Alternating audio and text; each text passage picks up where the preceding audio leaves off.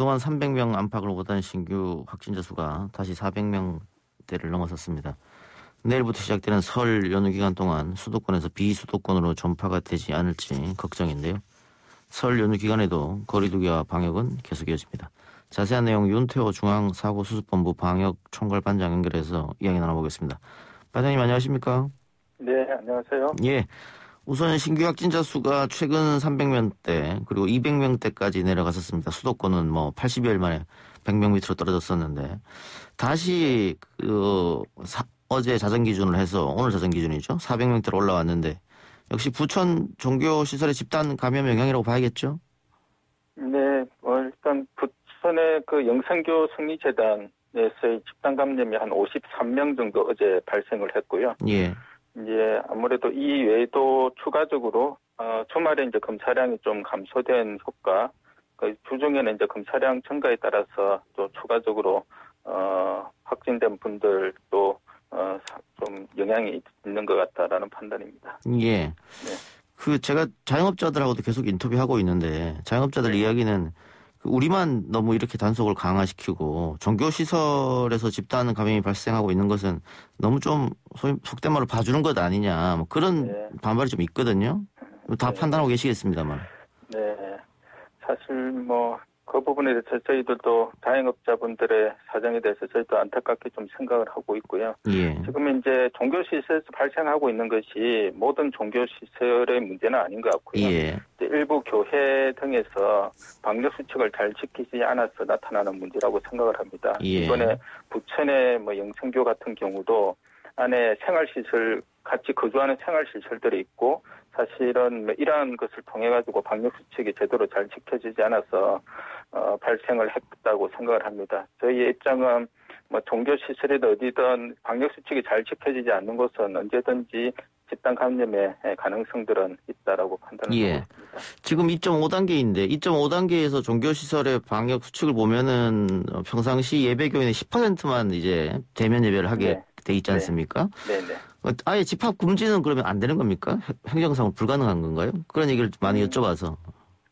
저희가 예배 같은 경우에서 집단 감염이 발생한 사례는 거의 없었고요. 예. 이제 그 외에 소모임이나 식사 그리고 특히 이제 개척교회 등 같이 작은 이제 교회에서 이런 문제들이 좀 발생하고 있어서 그 부분들은 좀 분리해서 봐야 된다라고 판단을 하고 있고요.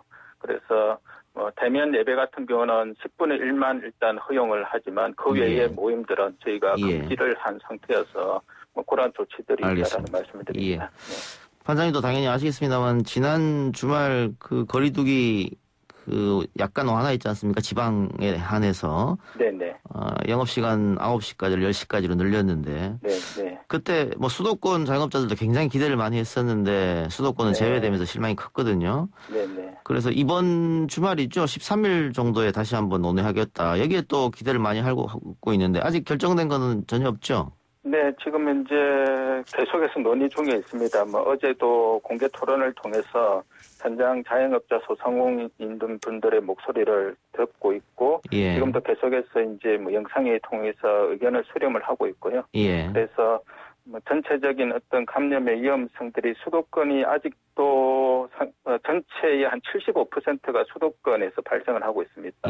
그래서 그런 부분들을 저희가 좀 고려를 해서 수도권, 비수도권을 차등을 두었는데요.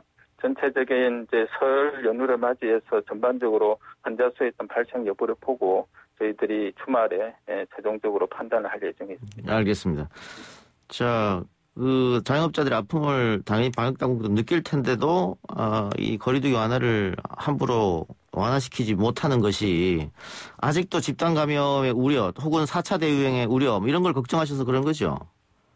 네, 지금 3차 유행이 아직까지 안정화되지 못한 상황입니다. 그래서 저희 특히 작년 추석 때는 추석 전에 한 주간 평균이 한 76명이었습니다. 환자 수가. 이번 설 전에는 지금 346명이어서 4배 이상 지금 높은 상황이고요.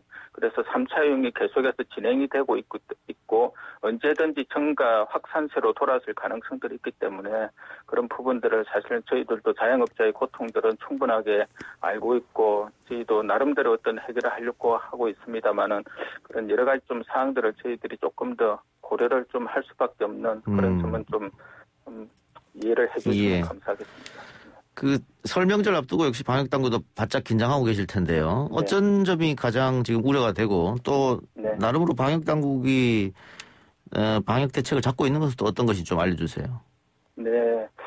가장 이제 설 명절에 가장 큰 위험 요인은 이동입니다. 그래서 고향 친지를 방문하는 이동도 있고 여러 가지 연휴 기간이다 보니까 여행에 대한 이동도 있는데요. 이동을 최소화하는 것이 결국 바이러스는 사람이 옮기면서 전파를 하는 것이기 때문에 결국 이동을 일단 제한하는 부분들이 가장 큰 것이고 그걸 위해서 철도 같은 경우는 창가 좌석만 일단 판매를 한다든지 그다음에 고속도로 유료화라든지 휴게소에서는 이제 포장 판매만 안에서 식사는 못하고 포장 판매만 허용하는 그런 내용들이고 그다음 여러 가지 이제 보안 시설 같은 경우는 사전 예약을 통해서만 이용 가능하도록 했고요.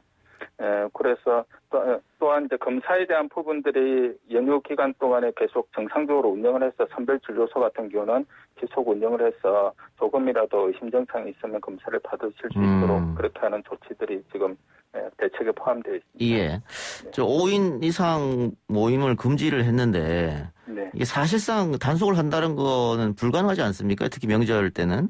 가족들이 모였는데 집집마다 가가고 방문할 수도 없는 노릇이고. 그러면 이것은 국민들의 협조가 가장 필요하겠네요. 네, 가장 큰 부분은 지금도 저희들이 방역에 나름대로 다른 외국에 비해서 방역이 나름대로 좀 잘 이루어지고 있는 것이 가장 큰 부분은 저희들은 국민들의 어떤 참여와 협조라고 생각을 합니다. 아무리 정부에서 지침을 이야기하더라도 그걸 국민들께서 지켜주지 않으면 무용지물이 되는 것이고요. 따라서 저희들이 5인 이상의 어떤 사적 모임을 금지하는 가장 큰 이유는 지금 이제 3차 유행의 가장 큰 특징이 개인 간 접촉에 의한 부분들이 가장 많습니다. 그래서 이 부분들을 어느 정도 잡으려고 하면 이러한 어떤 모임 부분들을 최소화하는 것이 필요하고 그것과 관련되어서는 저희들이 모임 금지라고 이야기를 했지만 사실은 국민들의 어떤 참여와 협조를 최대한 이끌어내기 위한 국내 지책이다라고 그렇게 좀 이해해 주시면 되겠습니다.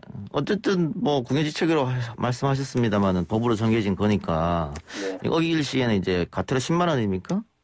네, 1인당 가태료 10만 원을 부과할 수 있습니다. 근데 최근에 SNS상에서 좀 논란이 됐던 것이 9시 영업 금지인데 9시까지 9시 8분에 카드 계산했다고 2주간 영업 정지를 당했다. 그래서 이게 너무한 거 아니야? 이런 얘기가 많아서 그것을 어떻게 좀 융통성 있게 발휘할 수 있느냐 없느냐 그게 논쟁이 됐는데 이번에도 만일 신고가 들어와서 어디 가서 5인 이상 왜 모였느냐 가태료 매기고 하면 좀 시끄러울 것 같아서 그 걱정이 좀 됩니다. 일단 지자체에서 현장 점검을 통해서 그 사유를 충분하게 판단을 좀 할 수밖에 없고요. 기계적으로도 적용을 할 수 있습니다만은 결국 현장 확인을 통해서 가태료 처분 조치가 내려지는 것이니까 그런 사정들을 조금 이해를 좀 해주시면 좋을 것 같습니다. 알겠습니다. 일일이 다 하기는 좀 어려운 부분들이 있을 것 같습니다. 자, 13일 날 지금 예정돼 있는데 거리두기 완화를 하느냐 연장을 하느냐. 일단 가장 핵심적인 것은 5인 이상 금지를 유지하느냐 또 9시 영업 제한을 유지하느냐 이것일 테고요. 혹시 2.5단계에서 2단계로 내린다 이런 것도 혹시 검토해두고 13일 날 회의를 하실 생각이십니까? 네, 현재는 모든 가능성들을 다 열어두고 지금 검토를 하고 있고요. 그래서 단계에 부합하는 조건이 되면 거기에 상응하는 조치들이 이루어질 거고요. 그다음에 그것을 통해서 또 확산의 위험성들이 다시 또 올라갈 가능성들이 있기 때문에 그런 부분들을 다 고려해서 가장 좀 합리적인 방안들을 좀 마련을 할 예정에 있습니다. 지금 이제 계속해서 지자체 관계 부처들 그다음에 현장의 목소리들을 경청을 하고 있는 상황입니다. 지금 전문가들이나 방역 당국 이야기를 들어보면 1단계 유행, 2단계 유행, 3단계 유행 시간이 가면 갈수록 주기가 짧아져서 4단계 유행은 4월 달에도 올 수 있다 이렇게 좀 이야기를 하시던데 가능성을 이야기하는 거죠. 근데 저희가 상식적으로 생각했을 때 이 날씨가 좋아지면 바이러스가 조금 사그러들지 않느냐 이런 또 기대감이 있거든요. 그 부분 어떻게 보고 계십니까? 근데 코로나 바이러스가 물론 겨울철에 제일 유행을 하긴 하지만 저희들이 가장 더울 때인 8월 달에도 2차 유행을 겪지 않았습니까? 예. 그래서 그런 어떤 날씨라는 부분들은 물론 뭐 하나의 요인일 수도 있지만 결정적인 요소는 아닌 것 같아. 이번 예. 코로나 바이러스의 특성을 볼 때 예. 언제든지 밀집되는 환경에서는 항상 바이러스가 전파될 가능성들이 있고 특히 무증상의 상태에서 감염이 이루어지는 특성들이 있기 때문에 그런 부분들이 좀 저희들이 가장 우려하는 부분이고 뭐 일단 백신을 접종하게 되면 여러 가지 사회적인 긴장도가 좀 완화될 가능성도 있고 해서 전문가들을 중심으로 해서는 한 3, 4월에 또 유행이 올 가능성이 있지 않는가라고 이제 우려를 하고 있는 거고요. 저희는 뭐 그러한 어떤 가능성들에 대해서 항상 방역 당국의 입장에서는 대비를 해야 되는 그런 상황인 것 같습니다. 알겠습니다. 반장님 마지막으로 청취자분들에게 설 연휴 기간 동안 지켜야 할 방역 수칙에 대해서 한 번 더 강조해 주시고 오늘 방송 마치겠습니다. 네, 먼저 설 명절 잘 보내시고 새해 복 많이 받으시기 바랍니다.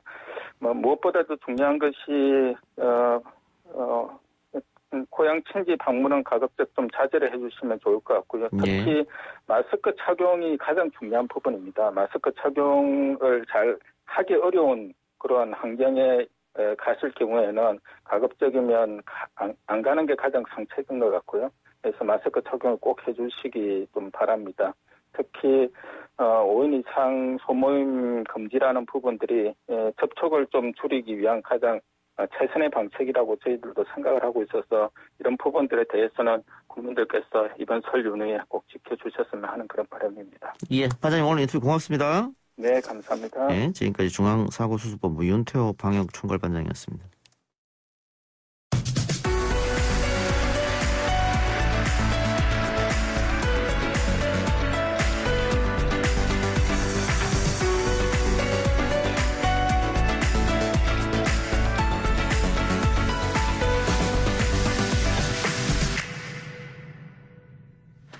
청취자 여러분 혹시 클럽하우스라고 들어보셨습니까? 요즘 SNS 가운데 이 클럽하우스라는 앱이 굉장한 열풍을 불러일으키고 있다고 합니다.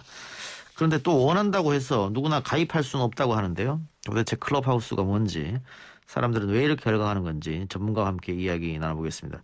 차우진 대중음악평론가 연결합니다. 평론가님 나와 계십니까? 안녕하세요. 네, 안녕하십니까? 네, 반갑습니다. 자, 먼저 클럽하우스 처음 단어를 들어보시는 분도 계실 것 같은데 좀 설명이 필요할 것 같아요. 여기서 클럽하우스라는 게 서비스 앱인데요. 예. 기존의 그러니까 SNS 앱이라고 이해하시면 될 것 같아요. 근데 예. 기존의 SNS라는 게 주로 영상이라든가 이미지를 올렸다면 예. 클럽하우스는 목소리를 기반으로 하는 소셜 클럽이고요. 예. 네, 그래서 이제 내가 이 서비스에 접속을 해서 제가 방을 하나 만들면 사람들이 막 들어와요. 예. 그럼 그 사람들하고 대화를 나누는 그런 구조의 방입니다. 그리고 이 대화방의 주제 같은 경우는 뭐 직업이나 뭐 정치 이슈도 있을 수 있고 건강, 뭐 유머, 뭐 예술, 뭐 음악, 미술, 뭐 독서 이 모든 분야에 대해서 이야기하는 그런 방이라고 이해하시면 될 것 같습니다. 내가 관심 있는 분야의 방을 뭐 예를 들면 저 같으면 정치면 정치방을 개설해서 뭐 여러 명을 초대를 한다. 그럼 들어올 거 아닙니까? 네네. 뭐 100명이 들어왔다 그 방에서. 그러면 대화를 할 텐데. 네. 이게 메시지나 사진이 아니고 오로지 음성으로만 하다 보니까. 네. 그 100명이 다 한마디씩 하면 그게 무슨 말인지 어떻게 알아들어요? 그렇죠. 그럴 수 있죠. 그래서 구조적으로요. 그 기능적으로 제가 방을 만들면 일단 시작은 초대를 하는 방식을 선택할 수도 있는데 그냥 쉽게 생각하시면은 어떤 광장이나 거대한 집에서 제가 방 하나를 갖고 방에다가 제목을 붙이는 거예요. 그래서 이 주제에 관심 있는 사람들 누구나 들어오세요라고 하면 거기 앞으로 왔다 갔다 하시는 분들은 그냥 그 방에 들어와서 자리 잡고 앉아서 이제 얘기를 하는 그런 방식인데 이 방을 만든 사람이 모더레이터라는 역할을 맡아요. 그래서 그 들어온 사람들 중에 어떤 분들을 스피커로 이렇게 지정을 할 수 있습니다. 그래서 들어온 사람들이 모두 다 말을 할 수 있는 건 아니고요. 그래서 알겠습니다. 모더레이터가 스피커를 지정하는 것도 있고 앉아있는 리스너의 입장에서 듣고 계시다가 손을 드는 기능 버튼이 있어요. 나 이 주제에서 말을 하고 싶어요 라고 손을 들면 모더레이터가 수락을 하면 그분이 또 말을 할 수 있는 권리를 가지게 되는 그런 구조입니다. 그러니까 소위 말하면 방장이 연사를 지정할 수 있는 거네요? 네, 맞습니다. 지정할 수도 있고 혹시 정말로 말하고 싶은 사람은 손 흔들면 그것도 역시 지정해서 말할 권리를 줄 수도 있고. 네, 그래서 말을 하다가 자기가 할 말이 끝났다. 그리고 여기에서 좀 더 오래 앉아있을 이유는 없다라고 하면 바로 또 리스너로 내려갈 수도 있고요. 그 방을 나갈 수도 있고요. 이게 미국에서 굉장한 선풍을 불러일으켰다. 제가 그 얘기를 일주일 전에 들었거든요. 그런데 며칠 만에 한국 상륙해서 또 이게 핫한 화제를 낳고 있더라고요. 아직 한국에서 이제 좀, 그러니까 한국에 소개된 거는 사실은 작년부터 미국에 좀 관심 있는 사람들, 미국 업계에 관심 있는 사람들이 이미 알고 있었던 서비스인데, 예. 국내에 본격적으로 소개된 거는 한 열흘이 안 된 것 같아요. 그렇죠. 예, 그런 것 같아요. 그런데 이 음성만 되는 서비스가 이렇게 선풍적인 인기를 끄는 원인은 무엇이냐? 일단 미국 같은 경우에는 뭐 소위 말하는 셀럽들 이런 사람들이 연사로 참여해서 굉장히 열풍을 불러일으켰다 이러더라고요. 그 소개 좀 해주세요. 약간 좀 왜곡이 된 정보라고 생각을 하는데요. 그래요? 예. 네, 왜냐하면 일론 머스크가 이 서비스 클럽하우스에 들어와서 되게 화제가 됐다라는 기사가 한 열흘 전에 났거든요. 예. 네, 근데 사실 일론 머스크 이전에 이 서비스가 원래 미국에서 시작한 게 작년 4월 정도에 베타 서비스를 시작했어요. 예. 네, 한 3월에서 4월 사이라고 알고 있는데 그때는 그냥 아는 사람들끼리 좀 모여가지고 얘기를 했던 것 같고 이게 폭발적으로 성장했던 거는 사실은 작년 5월에 미국에서 그 블랙 라이브스 매터라는 그 운동이 있었지 않습니까? 예. 예, 그 운동을 기점으로 굉장히 많은 흑인 시민들과 그리고 흑인 셀럽들, 뭐 흑인 농구 스타부터 해서 흑인 사업가들 이런 사람들이 이 클럽하우스에서 굉장히 많이 모여서 활발하게 토론을 하고 뭐 발언하는 운동을 만들었거든요. 그래서 그게 처음에는 이제 그런 기점으로 좀 시작이 됐다가 시간이 지나면서 그 래퍼라든가 NBA 농구 스타라든가 이런 사람들이 들어오면서 여기에서 서로 좀 여러 가지 얘기를 나누게 되면서 좀 화제가 됐었고요. 사실 실리콘밸리에 있는 그 기업가들, 일론 머스크 같은 기업가들은 사실 작년이 지나고 올해 초부터 여기에 좀 관심을 가지게 되면서 오히려 한국의 언론에 그렇게 소개된 것 같아요. 그럼 오히려 셀럽들은 나중에 화제가 된 뒤에 들어왔다 이렇게 볼 수도 있겠고. 네, 맞습니다. 지금 우리 제작진들도 뭐 하고 있는 모양이라 다 모여가지고 지금 그거 보고 있는 것 같은데 밖에서. 네.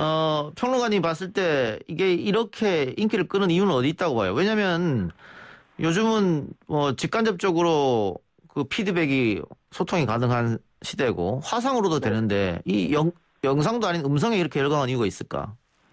일단 목소리의 특징이 가장 큰 것 같아요. 그러니까 보면 페이스북이나 트위터 같은 경우는 이제 텍스트로 쓰잖아요. 예. 그리고 뭐 아프리카 TV, 유튜브, 뭐 이런 인스타그램 같은 경우는 이미지라든가 영상으로 소통을 하는데 사실 이미지, 영상, 뭐 텍스트, 글 이런 것들은 의도하는, 그러니까 이걸 만드는 사람의 의도대로 꾸밀 수가 있다고 생각하거든요. 그래서 뭐 또 연출이라든가 아니면 문장이라든가 이런 것들로 조금 더 좀 더 우아하게 아름답게 혹은 정확하게 표현할 수 있다고 생각을 하는데 목소리라는 거는 사실상 꾸미는 게 거의 어렵다고 봐요. 이게 연기를 할 수는 있겠지만 사실 1시간 혹은 30분 이렇게 대화를 하다 보면 자기도 모르게 정말 무의식적으로 자기한테 몸에 배어있는 제가 항상 쓰는 단어라든가 아니면은 어떤 쓰는 문장이라든가 이런 것들이 그 말하는 사람의 캐릭터를 그대로 드러내는 그런 그 소통 방식이라고 생각을 하거든요. 그러다 보니까 사실은 커뮤니케이션 능력이 되게 중요하고 이 커뮤니케이션 능력이라는 거는 이 사람이 어떤 사람인가를 그대로 드러내기 때문에 이 점에서 듣는 사람들 혹은 관계 맺는 사람들이 좀 인간적인 매력을 느끼기도 하고 기존에 알고 있던 이미지하고 다른 점을 발견하면서 뭐 더 나빠지거나 더 좋아지거나 이런 모멘텀을 만드는 게 있어서 좀 클럽하우스라는 게 기존에 있는 SNS하고는 완전히 다른 방식으로 관계를 만들어내는 것 같습니다.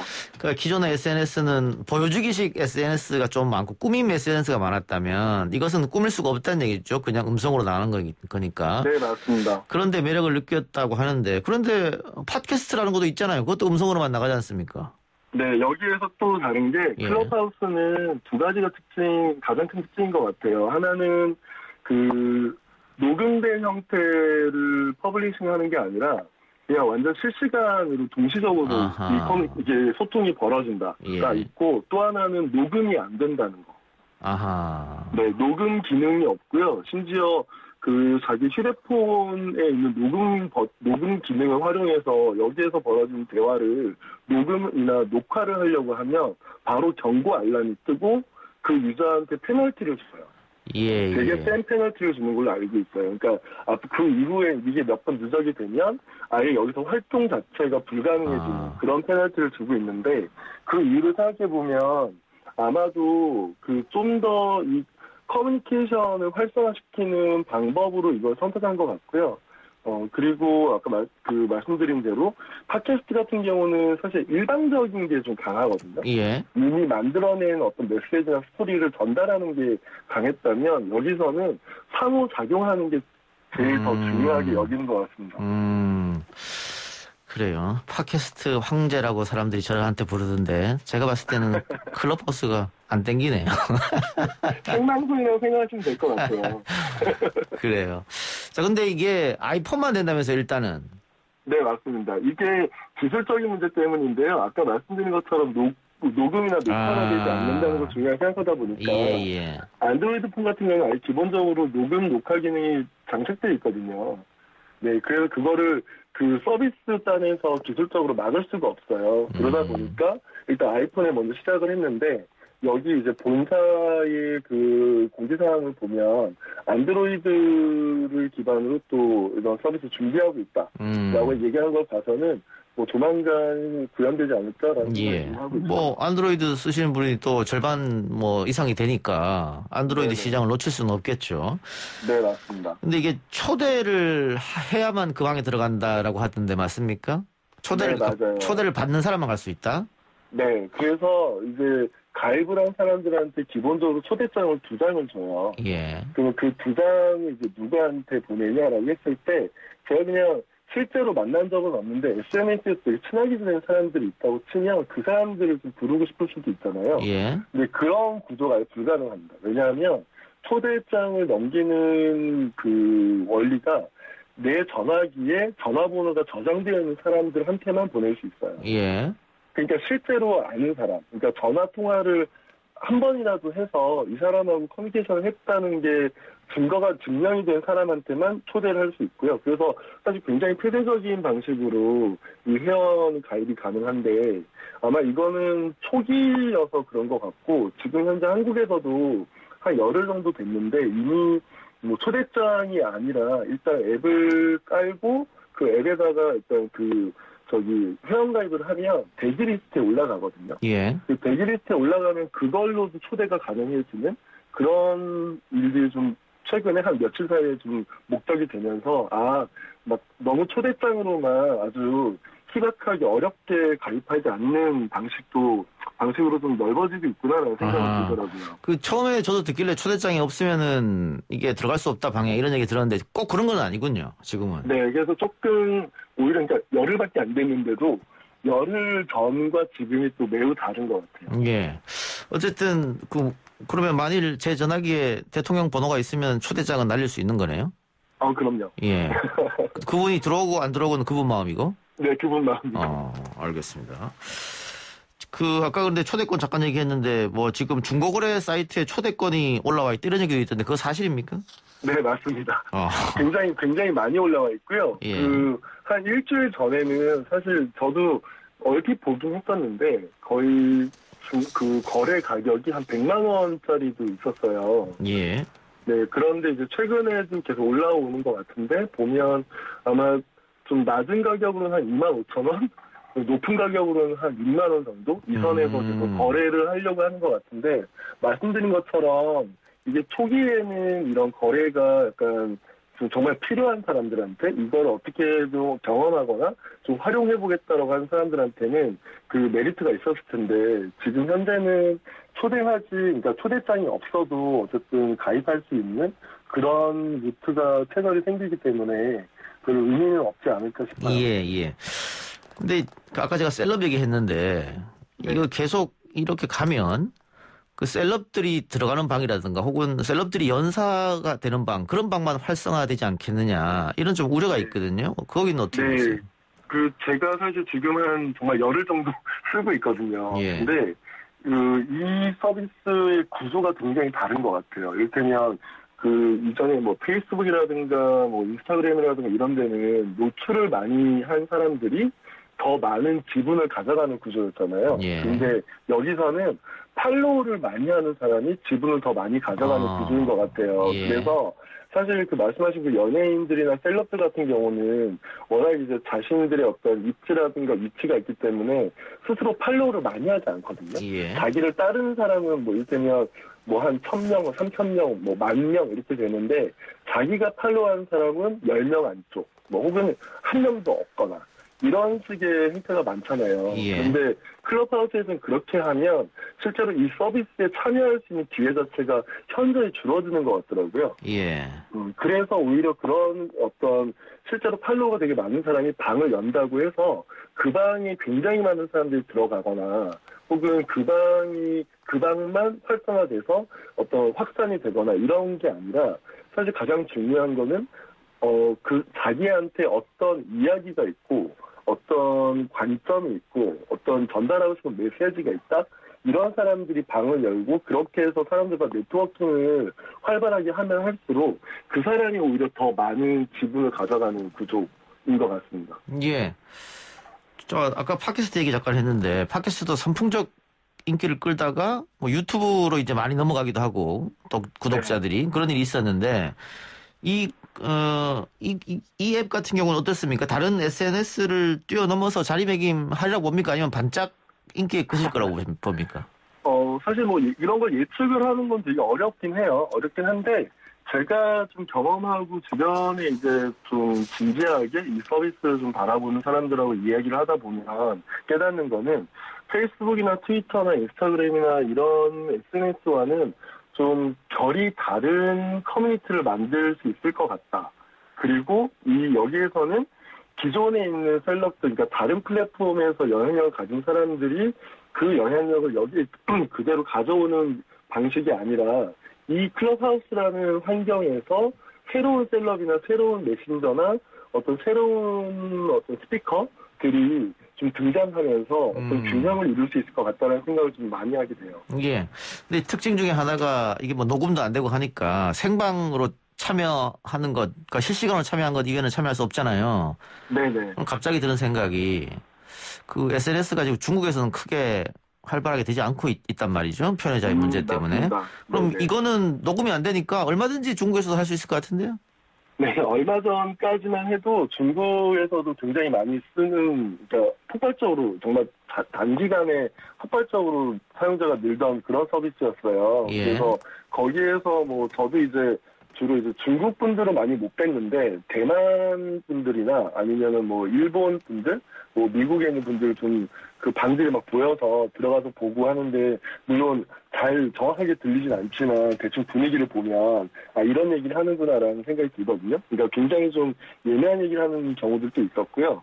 그래서 특히나 뭐 홍콩의 국가보안법 문제라든가 뭐 대만 독립 문제라든가 위구르 지역 문제까지 이런 토론하는 경우들이 많았는데 최근 한 이틀 전인가요? 어제였나? 어제 오전인가 그저께 오후인가에 한국 시간 기준으로 중국에서 완전히 막혔다고 들었거든요. 아하. 네, 그래서 아마 보면 이런 문제들이 계속 있을 것 같은데 좀 중요하게 봐야 되는 거는 사실 중국이 언제까지 이런 식의 좀 참여형 미디어들을 좀 계속 폐쇄에 막을 수 있을까?